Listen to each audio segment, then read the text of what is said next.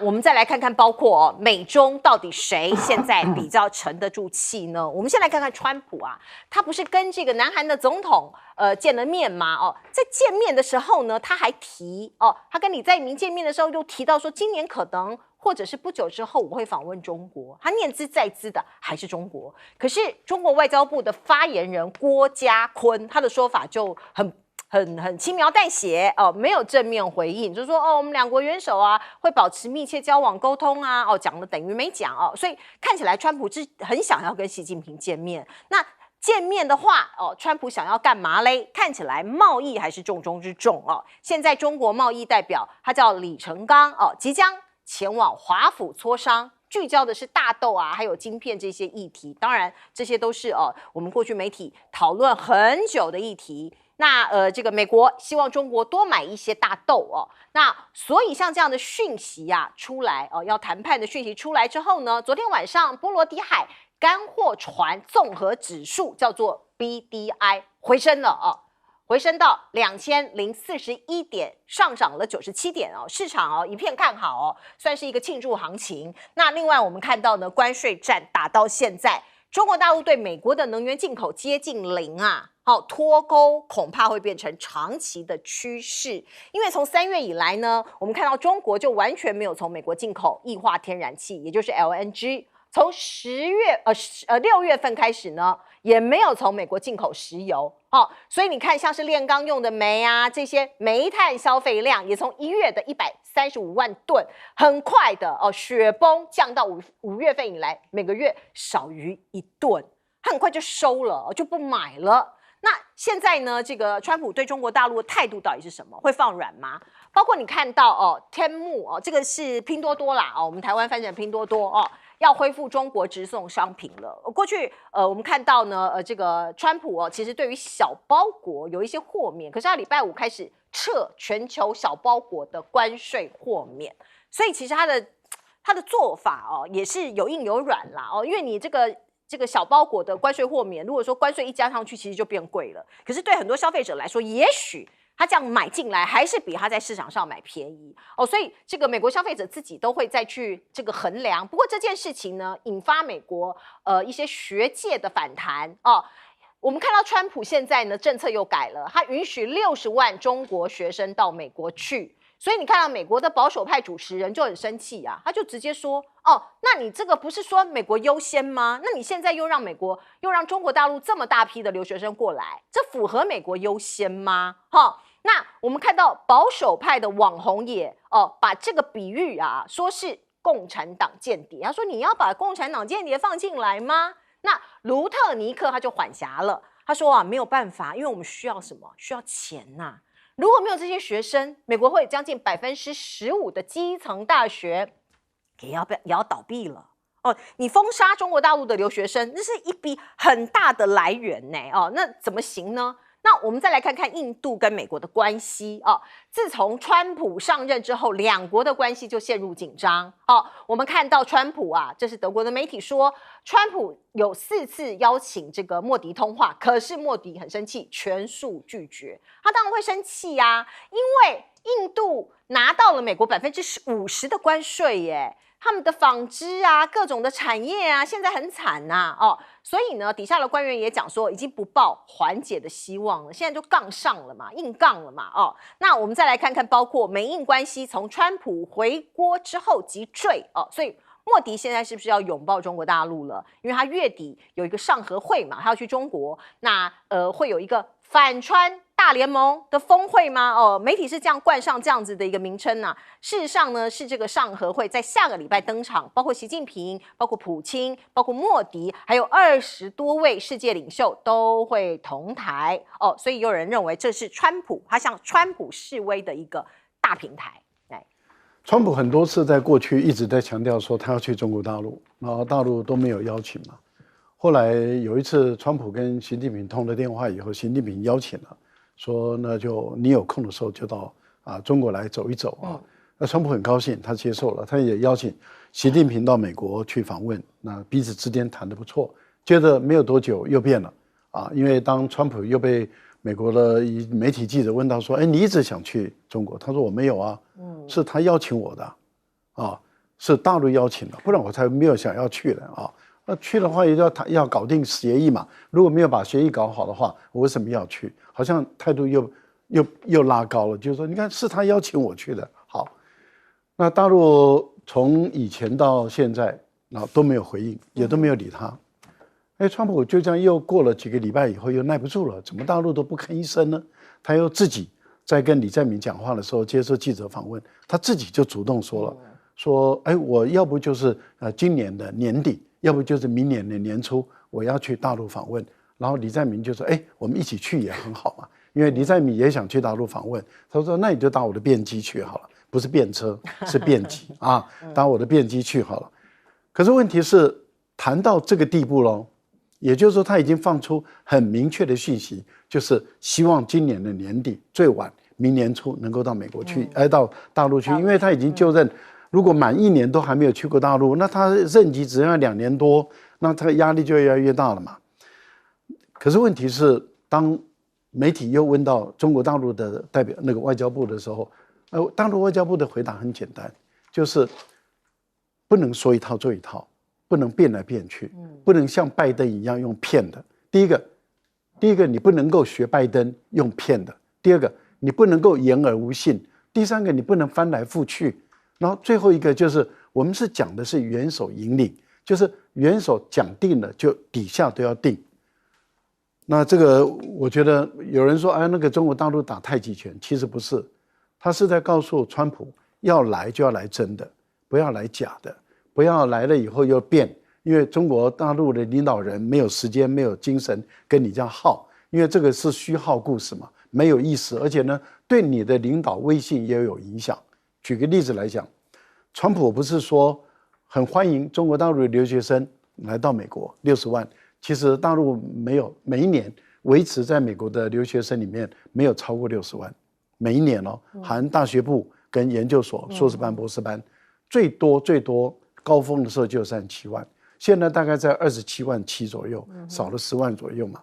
那这27万7里面有44%是研究生，所以56%是本科生，也就是说研究生不到一半，本科生占蛮大半的啊。那对研究生来讲，尤其是以理工科的学生为主的话，那这个对美国的大学他们的科学研究就很重要了。没有这些中国大陆的理工科的研究生，或是生命科学研究生，美国的基本的大学的教授他们会很痛苦。其实台湾也一样嘛，台湾的工科的学生的老师都带主要的主力都是他的研究生来帮他做研究嘛，因为不然的话这个老师忙得不得了，怎么办？所以我个人觉得，更何况研究这个留学生可以带动你的大学避免你倒，第二个让你的社区就业机会增大。那对于川普来讲，现在又后悔了。可是中国大陆在问一个问题，你既然要求欢迎中国的留学生，为什么在海关对大陆的留学生不友善？刁难嘛。对，彬哥，我觉得川普当然是一直很想把中国大陆搞定，但是就跟他搞不定普丁一样，我觉得他也搞不定中国大陆，因为关键的就在这个地方，因为中国大陆跟其他国家不一样，它经济上它已经分散了市场，它对你没有那么高的依赖程度。反过来，美国对它的稀土、对它的磁铁依赖非常高，所以川普前2天不是又放了狠话吗？说中国大陆如果再不卖我稀土的话，你会遭遇到我非常强力的报复，可能是毁灭性的报复。然后说他手上还有很多筹码、很多武器。那我想，很多人都想看，那你为什么不拿出来？就把你的武器拿出来，让大家看看，一枪毙命啊！让中国大陆再见啊！让他跪下来跟你求饶。可是看起来，这个武器一直都是只闻楼梯响，不见人下来。他到底筹码在哪里？我觉得川普一直这样放话的结果是让他整个被看穿。普丁已经完全看穿他了，我觉得习近平大概也差不多看穿他。所以川普老是这样子嘘声恫吓，我认为收不到什么效果，反而是他一直这样反反复复之后，反而会让不只是大陆对他越来越没信心，可能只好看你实际做了之后，我才能够再看双方是不是能进一步谈，甚至连世界其他国家，我都认为，慢慢的，如果看到川普一直这样东变西变，一变再变，对他也会开始信心全失，然后到最后被迫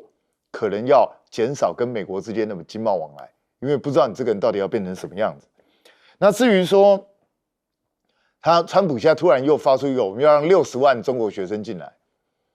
其实我都在怀疑一件事，就是你让60万学生进去，那你有没有限制他的学科呢？因为从拜登时期就已经开始在讲了哦，就是一些理工啊相关科系以后是不欢迎中国大陆学生来学的。那如果是这样的话，中国大陆的学生除了现在还在美国念到一半的这些人，未来还有多少中国大陆学生会去？因为如果你是想要学理工相关的人，可能你就不会选择美国，因为他已经摆明不让你去。那如果是人文科学相关的话，你还要担心一个风险，因为美国这个国家一变再变，难道你要冒一个我今天来念书之后，1年之后、2年之后政策改变，我就要被赶回去？那我怎么办？我之前花了心血、金钱，全部都白费。所以我觉得他开这些保守派的这些议员呢，也不用这么担心。我认为未来中国大陆会去美国的人恐怕会越来越少，因为有实际的这种，不管是安全上也好，或是他能够学到什么，对他来讲投资报酬高不高，这些东西都是在他们考量范围之内。我认为去的人恐怕根本就不可能会这么多，反而会逐年递减。那至于印度当然莫迪也是很会耍脾气的啊，你现在不接电话，不接电话那又如何呢？不接电话，那就是川普就跟你课征50%关税，而且请注意哦，川普课征50%关税是看他高兴征什么东西就征什么，也就是因为我们现在也都知道 iPhone 这些东西现在都在印度做嘛，所以他 iPhone 这些美国人自己要的东西，他可能就免税。对啊，因为川普就是这样嘛，他反正对我不利的东西，我当然不会干嘛。那对印度来讲的话，他就有没有力量去跟美国持续抗衡下去？他当然想得很美，就是那我们卖不去美国，我们就把它卖到世界上其他地方。那我就想请问，就跟台湾在搞新南向一样，新南向我们一直都在搞，可是为什么我们老是搞不起来？因为其他国家对我们的需求度没这么大。那同样的，你过去如果能够卖到其他国家，你以为印度商人很笨吗？他不会卖吗？对啊，那所以你以为想卖到别的地方去就可以卖吗？我想恐怕不是莫迪想的这么简单的事。好，我们再请教将军。这个小包裹这个征税的事情哈，一定是一个笑话。为什么？因为美国以前就干过这种事啊。他那时候是多少钱？是400块以下免税，400块以上他就要收费哈。那很多美国来讲，我们知道有一些中低收入户，他利用这个管道，他就可以买到就是说比较这个平价的一些商品哈。但是问题说这太多了，你知道，就每天400万个包裹，变成说是海关人员就忙翻了，根本就处理不来。后来他才将它提升到800块，800块以下是免税，800块以上才征税。我跟你讲，那你现在全部取消，那是不是就这个一页又回到解放前啊？大家又开始要找一大堆海关的人来处理这些包裹征税的事情。所以我不认为这个事情，川普来讲的话，他这个等于说一个脑门热这样决定，那现实上面所要面临的困难，所要面临的问题，他解决不了的话，我觉得这个小额的这个包裹要开征关税的事情，可能坚持不了多久。那我们讲印度这真的很好笑。莫迪现在不接电话，你知道川普干什么事吗？川普说：“你敢不接我电话，我就跟你讲，你那5架飞机不是被打下5架，你被打下7架那你看看这个，你知道你不要小看这个川普来讲的话，其实莫迪心里头最恨的就是人家讲他被打下5架战机，在印马空战。那你现在来讲的话，加码到7架，我在想说过2天你再不接电话，川普会不会说你被打下9架？这种可能性是很高的。但现在这个印度境内这一次来讲莫迪不接电话。”其实印度整个他们自己的这种领土里面所有老百姓已经掀起一股的反美的情绪已经上来了。我们看到他们有很多的动作，包括这个不买美国的商品，包括可口可乐他们就不买这个苹果手机，还有很多美国的麦当劳或这些开始拒绝不买，甚至于在街上我们看到焚烧川普的画像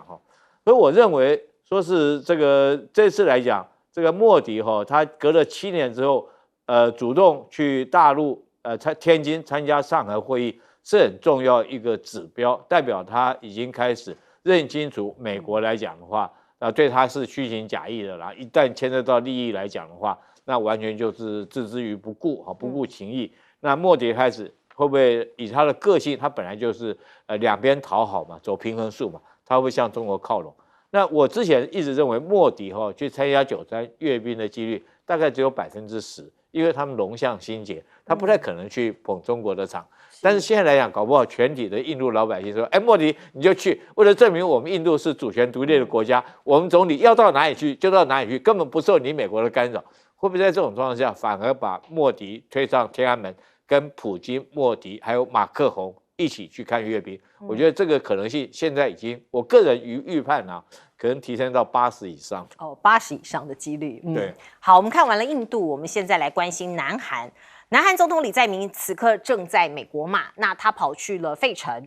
考察当地的韩企船厂韩国企业的船厂，也出席了美国的训练舰的命名仪式。李在明他就讲了，为了加强美国的海洋安全，重振美国的造船业啊，让美国的造船业再度伟大所以他们会做出贡献。那作为美国同盟国的总统，感到十分高兴所以你看到李在明也是极尽曲意承欢也要捧一下这个川普。那我们看到呢，李在明当然他不是塑胶做的，他一直不断想要平衡美国跟中国之间所以美韩的矛盾还在我们来看看《中国时报》的这一篇报道，他说，尽管李在明展现出非常灵活而且务实的外交身段，可是呢，仔细看看美韩峰会的内容还有很多执行面上的困难我有一些东西是答应了，可是具体的进程怎么样安排瞌睡的问题其实也没有完完全全明朗还有美韩军事分摊，还有驻军基地主权等等的问题更是棘手所以其实真的是有很多东西是一环扣一环，不是说我答应了就 OK 了。那另外我们看到呢，北韩也发话了，北韩直接骂李在明是伪君子这个北韩中央通讯社就直接讲说，这个李在明表现的仿佛他愿意恢复两韩关系，可是却暴露他是个对抗狂，还有伪君子。因为为什么他会特别这样讲？因为李在明有讲到说朝鲜半岛要非核化。那当然，我刚刚讲到李在明，他两边都想要中国跟美国他都想要，所以你看到中国观察这一篇来自于《星岛日报》，他就写李在明的既要又要他其实已经讲了，他说韩方不可能再走安美经济路线，而是要以华府马首是瞻。可是这个表态一出来，你不就得罪了中国吗？他其实要调整对中国大陆的政策，难度也很大所以中韩关系很难实质改善，可是他又想要中国市场，他又想跟中国大陆来交流，来做经贸，很难啦很难。那我们再来看看，包括刚刚将军也提到了93大阅兵现在日本政府发函给各国说，不要去参加中国的93阅兵那他的理由是说，希望各国谨慎考虑，避免中国主导的历史在国际社会扩大传播。中国当然气炸了，他说我们是大国，是和平崛起我们致力发展和平所以中国的外交部已经向日方提出严肃的交涉要日方澄清。那讲到这个93大阅兵在即，我们看到呢，包括很多的 rehearsal 很多的武器在北京的街头其实都被很多军事迷捕捉到，或者是记者。那您看到这4张图，包括鹰击15、鹰击17、鹰击19跟鹰击20这4种新式的反舰飞弹据说外界认为是用来歼击美军的。那另外还有一个超级大杀器媒体说东风29、东风5C、巨浪3导弹有望亮相在这个93阅兵里头所以外界啦各国啦，还有包括军武迷都张大眼睛正在看。那另外呢，我们看到美国自己的军力自己的国防产业现在有什么样的变化呢？卢特尼克他是商务部部长嘛，他就说因为这个之前不是有入股这个 Intel 这个样子的一个建议吗？他说其实我们也应该入股国防产业，包括这个国防龙头洛克希德马丁他赚很多钱可是他大部分的收入都来自我们美国政府，所以呢基本上它就是美国政府的一个延伸部门卢特尼克就这样讲，他说所以我们入股它有什么不对吗？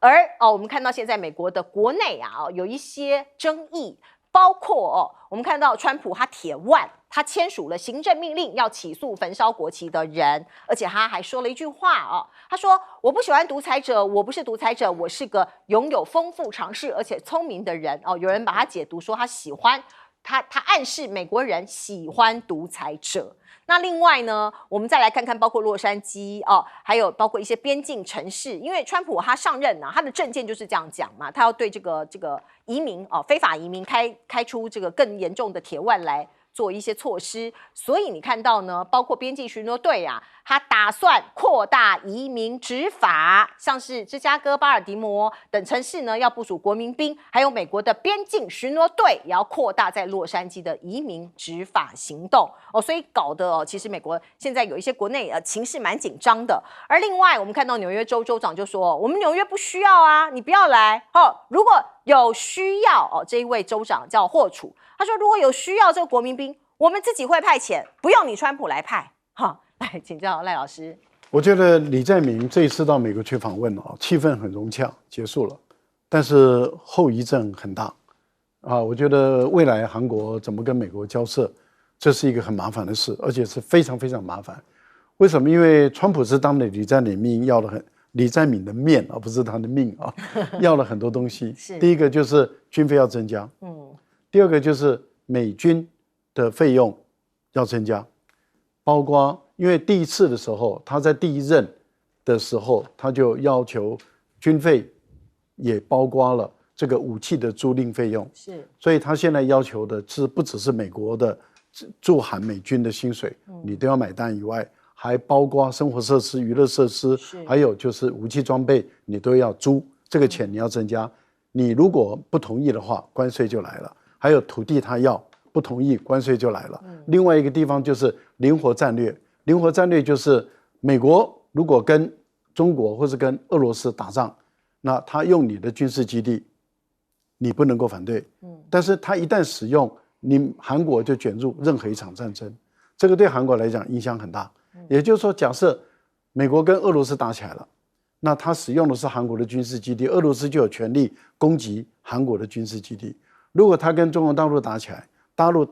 可以打击韩国的军事基地，因为他用的是韩国的军事基地，所以这个部分里面等于是韩国的未来的卷入战争不是由他所控制，由美国所控制，这个知识体大。另外还有一个部分里面就是3500亿，因为鲁特尼特今天又有讲了，他说啊，我要把日本的5000亿、韩国的3000这个600亿，我都要把它成为一个基础建设基金，把这个钱用来作为美国的基础建设所使用，例如说老旧的铁路翻新，然后高速公路翻新，机场码头翻新，这个钱都是你韩国出。而且呢，如果我更新了以后，我获得的利润90%归美国所有，那这个钱你韩国没有说话的余地，是我在使用。那李在明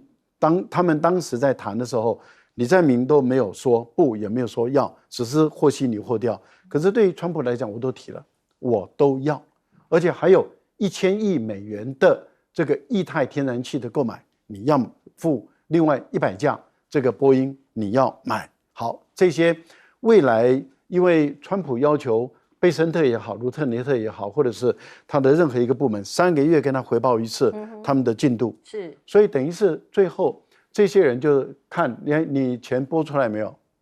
为什么没有拨？没有拨关税。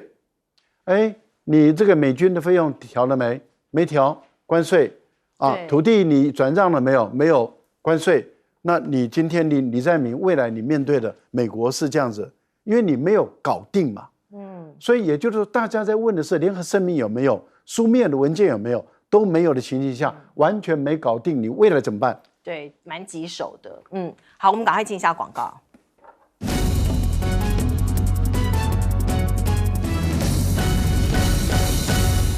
一年都没进。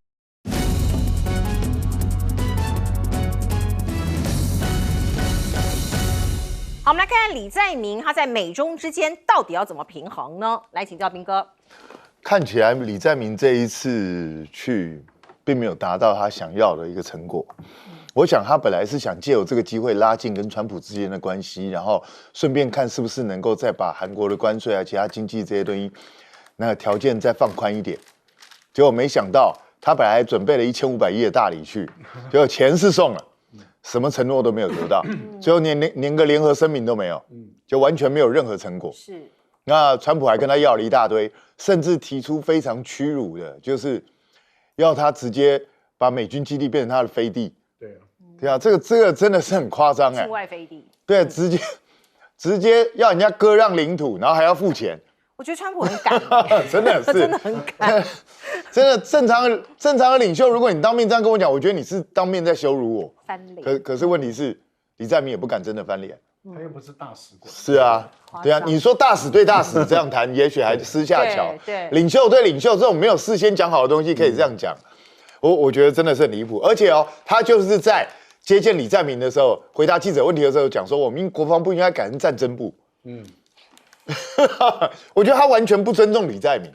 对啊，这是非常糟糕的一个做法。那表示在他眼前，你韩国就是我小弟，我高兴叫你干嘛你就干嘛。所以李在明自己他也有所觉悟了，所以他也知道未来他们这种想要在中美之间求取和平的这种做法，恐怕是很困难的。所以他叫安美金中嘛，所以恐怕以后很难达到这个目标。而且我觉得在中美不断的竞争的关系之下，中国大陆对韩国的要求恐怕也会越来越多，也会要求他在很多事情上做出表态，所以这个对李在明来讲会很难过。但是我也必须说，未来恐怕也不是只有韩国、日本也好、台湾也好，这些夹在中美之间的这些地方，大概日子都会越来越难过，因为你随时随地都可能会面临到双方可能都要逼你表态。那我们到底应该怎么去做呢？那至于美国政府，我觉得我一直很严重的怀疑川普是不是真的把炒股票当作他上任的一个重大的目标？因为你看，他先是让美国政府去入股 Intel，Intel 其实根本不赚钱，在亏钱的。你这个时候去入股是干什么呢？然后你现在想要去入股洛克希德马丁，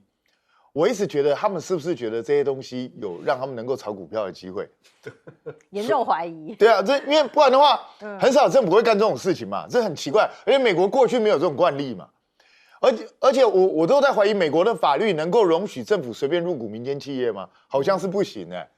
所以当然，川普是管他，就是什么东西都硬来，他都硬要跳脱了。像他最近又宣布一个，在华盛顿特区，他只要杀人的，我就直接判你死刑。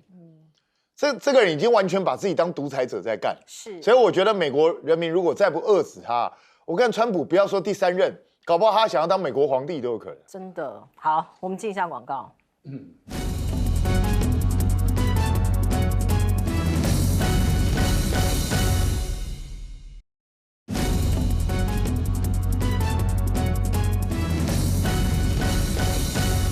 好，请教将军怎么看即将到来的中国大陆93阅兵？我不知道日本在怕什么，人家中国办阅兵，你在那边叫大家不要去，你到底在怕什么？你怕面对历史吗？对不对？你怕面对这个当初南京大屠杀的那段血腥的过往吗？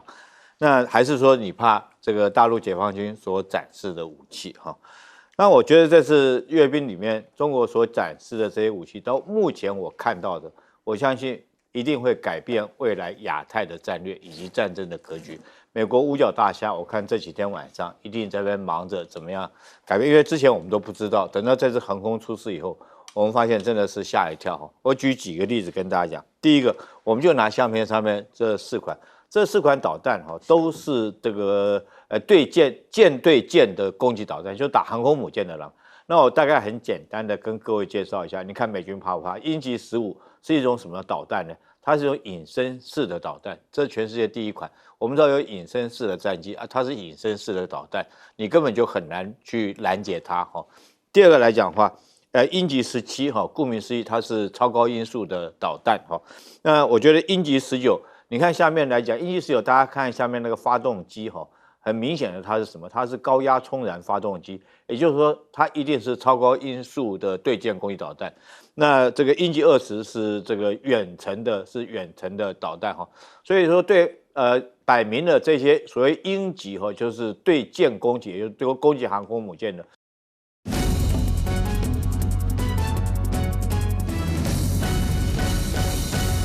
好，欢迎您回到新闻大白话的节目现场，我是钱子，介绍这1个小时的来宾。首先是国际政治专家赖岳强老师，主持人好，观众朋友大家好，以及资深媒体人谢寒冰，主持人好，大家好。另外是我们的退役少将厉正杰将军。各位观众大家好。是，谢谢将军哦，赶来哦，风尘仆仆。那我们来看看呢，最近发生的一些国内国外的大小事，包括我们台湾的所谓暂时性关税，到底要暂时到什么时候啊？赖总统跟我们讲的呀，我们先来看看，包括大罢免、大失败之后，您熟悉的这些面孔，这些绿营的天王天后们，怎么一个一个群星陨落了呢？有些不见但，有一些点点都不讲话了，像是柯建铭现在被党内群起逼宫，另外吴思瑶、郭玉琴都辞党团的干部了，曹兴诚更绝了，他说我要搬离县议区，我不要看到徐巧芯史书华因为另案，他现在被判拘役。八炯跟闽南郎撕破脸，全民都在看这一出大戏。王一川现在也沉寂了不少。沈伯洋呢他现在发文人设跟过去都不太一样了，讲的一些比较生活的一些细节啦，或者一些比较温暖的一些语言呐包括他说其实我很温和，敌人要把我塑造成极端，因为他们需要我极端所以大家都误解他了。那另外呢，他在昨天发文是说他开油电车去停车场的时候呢，遇到一些阻碍如何。可是观众朋友，其实过去我们媒体或者是很多朋友误会他了吗？因为你可能做了一些事情，让大家把极端跟您画上等号。包括您看到他母亲不幸去世的时候呢，他在灵堂的外头贴的这个贴文是拒绝蓝白碾香。这个告示的确我们在政坛这么久了，很少看到这样这个因为家里如果喜事丧事这种事情不会分党派啦，因为这是人情义理啦那另外还有一个例子，大家看一看，包括类似有恐吓因为你知道很多网友几乎有时候比较不理性，这个当然是不好的。可是呢，沈伯洋就网络上有人问他说，上次寄恐吓信给你的嫌犯，你有找到没有？因为一开始是沈伯洋先讲说有人恐吓他嘛，那网友就问，他就说你再问一次，我就告你所以像这些表现其实也是历历在目啦。那观众朋友，我们再来看看，包括大罢免、大失败之后呢，内阁有一些改组，小幅度的改组，哪一些人可以留下来，哪一些人必须走？网友就整理出来说，你在大罢免的时候没有积极演出的话，你可能就要请辞，你可能就要被请辞。包括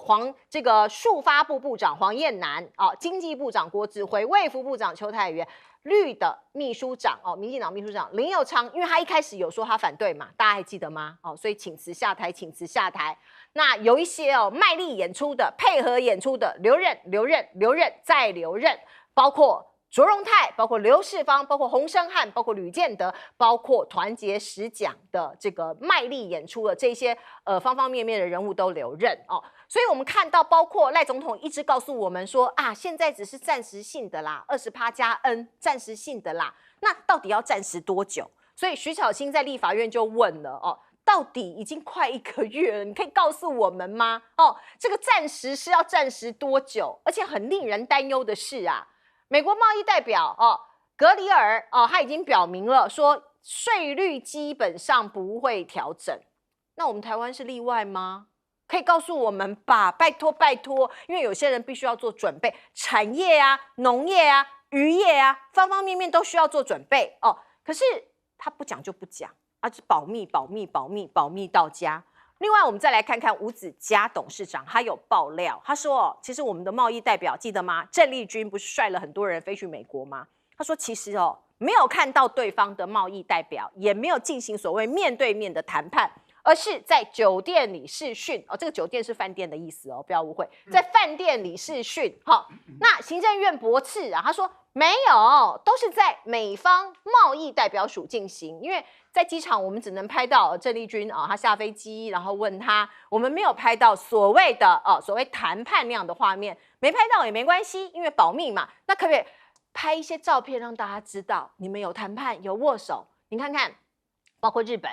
他跟这个卢特尼克美国商务部部长谈完之后，有可能是谈判前谈判后我不知道，总之人家有公布照片，南韩也有公布照片，那能不能够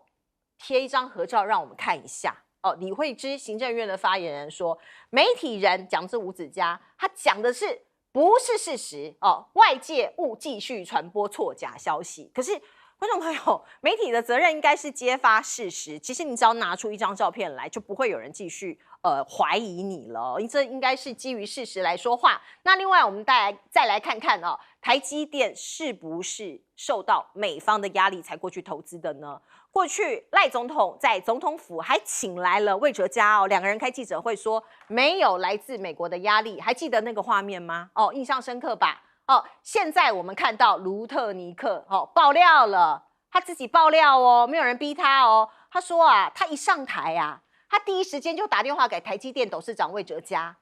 跟他讲说你台积电啊，你一定要提出更好的条件，让美国可以从这项补助中获利。这个补助是拜登时代的补助。随后呢，台积电就立刻去投资1000亿美元啊，加上之前的650亿美元，总共是1650亿美元。怎么会没有美国的压力呢？美国人自己都讲了大实话、大白话了哦。那我们看到国发会主委娄敬清就讲说，美国的晶片关税来了没关系啦，影响我们台湾有限呐，影响我们台积电有限呐，因为台积电已经进行直接投资了，所以真正直接到美国的半导体零组件只有1%冲击不大哦，这个都是报喜不报忧啦哦。那我们再来看看，包括这个有没有保密协定这件事情来好了。我们的政府、我们的赖总统、我们的郑丽君都说有保密协定，不能再问了，媒体不要问了。可是其他国家怎么都没有嘞？我们看到呢，其他国家包括日本啊，包括南韩呐，看起来也没有啊，都有在适时的时候对媒体做一些公布，让民众知道啊。你看像这个川普寸土不让15%关税未降，还有南韩承诺投资1500亿美元来减关税这个我们到底让了什么？我们丢出什么样的筹码？至少适时的要让我们知道吧。来，请教彬哥。我觉得现在当然赖清德看起来他的政府有在做一些改组，然后好像本来想要叫老柯扛下来，但老柯也是蛮硬的，就是反正我就不扛，我为了这个国会过半竭尽全力有什么错？反正他就是不要扛。那不扛，那谁来扛呢？现在大家也不讲话。那今天他们开中常会，看起来老柯至少这个会期他还是硬着头皮就盯到最后。那其实我们是蛮高兴的，对啊，我是一向来主张一家人整整齐齐，一个都不要跑，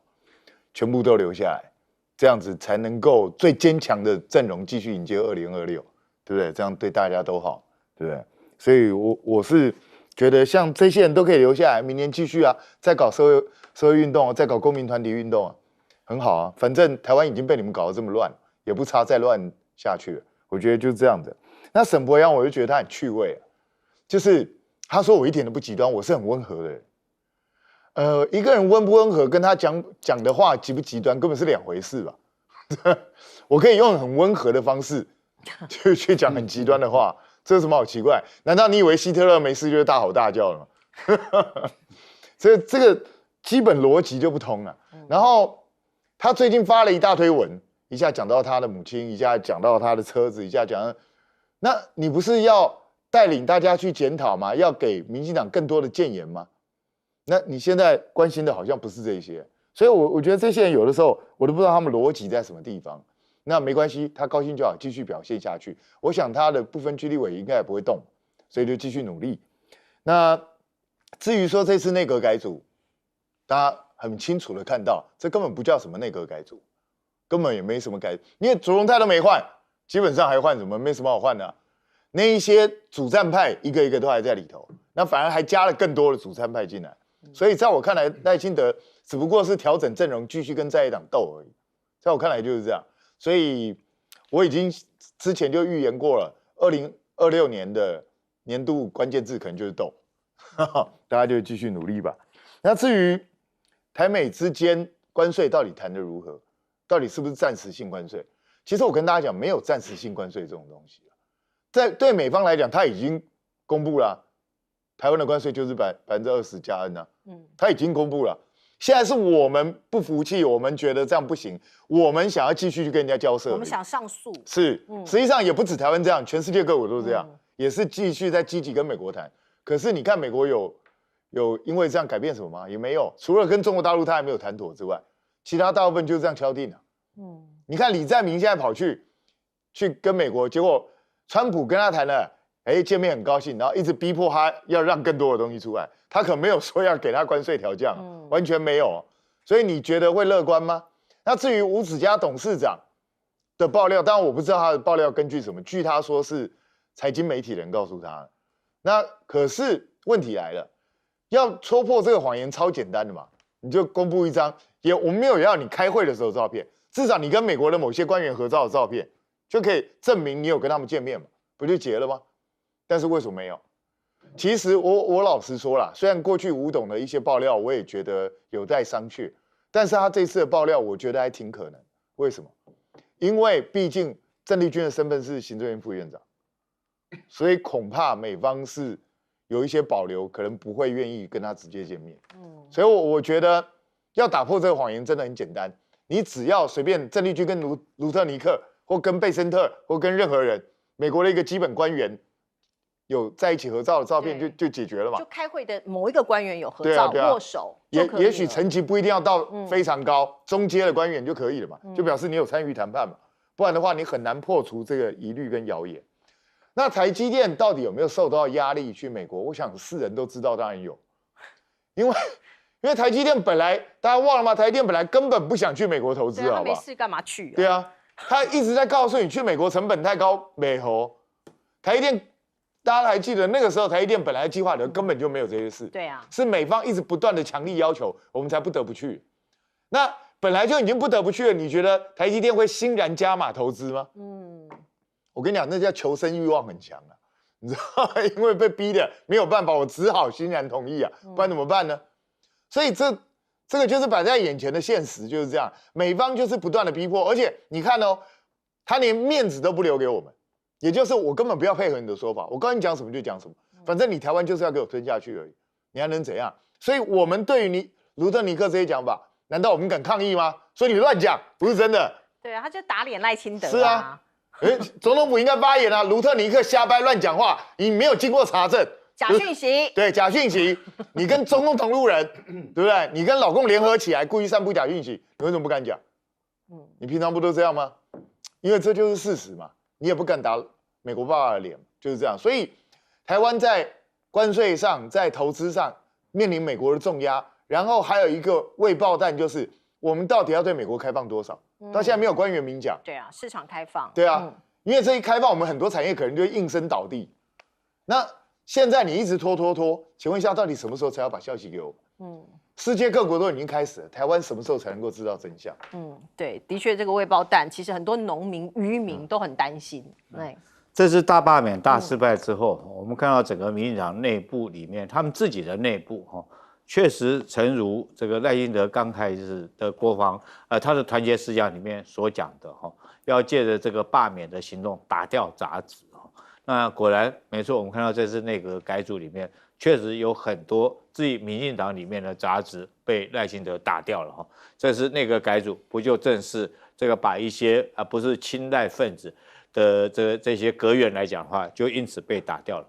我们都知道，一个政党之所以组织政党是有共同的理想，我们讲志同道合。因此，党里面大家都互相称为同志。为什么称呼为同志呢？因为志同道合嘛。但是我们现在看到民进党这群人，尤其是在倡导这个大罢免的这些主导人员里面，我们看到的，他不是有理想、有目标，跟以前的民进党。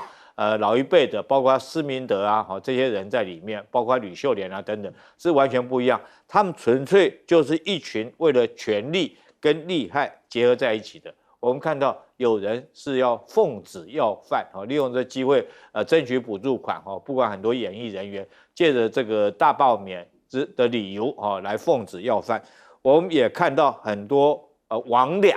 我不愿称他们为网红，我称他们为魍魉这个为了蹭流量来这边这个参加这次大罢免，目的就是为了流量。那一旦大罢免大失败以后，我们看到的就是树倒猢狲散。那我认为沈伯洋目前可能他的黑熊包还没有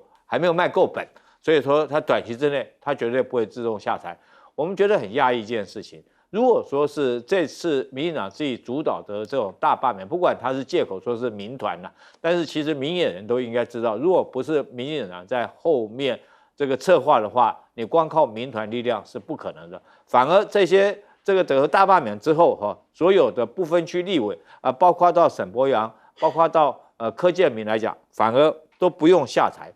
那之所以说我们讲到这个行政院副院长郑丽君到美国去谈判，是不是住在酒店里面啊？当然我们没有看到证据，我们不敢讲。但是我只问一件事情：你认为观众这个悠悠众口，大家会相信吴子嘉的话，还是会相信这个行政院副院长行政院发言人李惠智的话？其实我宁可相信这个吴子嘉所讲的话，因为我没有看到任何一个谈判有一个好的结果出来。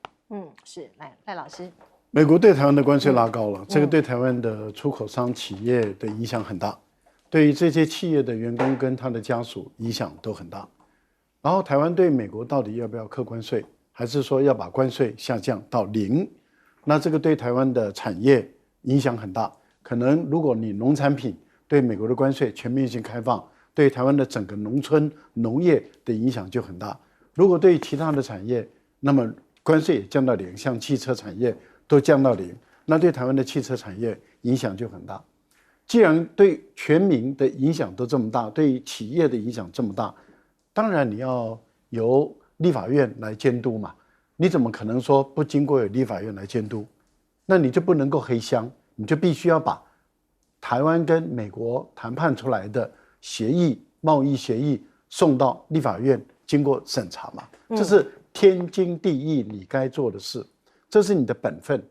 但是到今天为止，我们没有看到立法院每个立委都在问这个问题，甚至连民进党的立委也都在问这个问题。可是到今天为止，郑丽君也好，还有这个卓荣泰也好，就是不肯把美台的谈判的结果送过来。我觉得这个是不应该的。吴子嘉的怀疑是我们在这个节目中很多次都在问，你到底在美国跟谁见面，在什么地方见面，谈得怎么样？你至少拍一个照片给大家看。我们质疑了很久了，可是到今天为止没有给我们任何一个回复。所以吴子嘉就直接说，你根本就是没有，你根本就是在酒店视讯。如果你要证明吴子嘉说的是错的，你就把证据拿出来。如果你到今天为止你的证据都拿不出来，那就是证明吴子嘉没有说错，对，说的就是对的。因为这个是很简单容易证明的事。为什么你宁可让大家一直在怀疑，你就是不肯把证据拿出来？很明显的，我们高度的推断，根本你没有进入美国的代表署，见到这个最高贸易谈判代表。我们在强调，很有可能你连最高贸易谈判代表都没见到。如果是这样子的话，真的是我们这样飞来飞去，飞这么多次，然后到了美国只能待在酒店视讯，的确啦，那在台湾视讯就好了。对，在台湾视讯就好。也许他们是想飞过去，然后伺机，可是看起来也许没有机会，我不知道。总之呢，这个结果让大家蛮心寒的哦。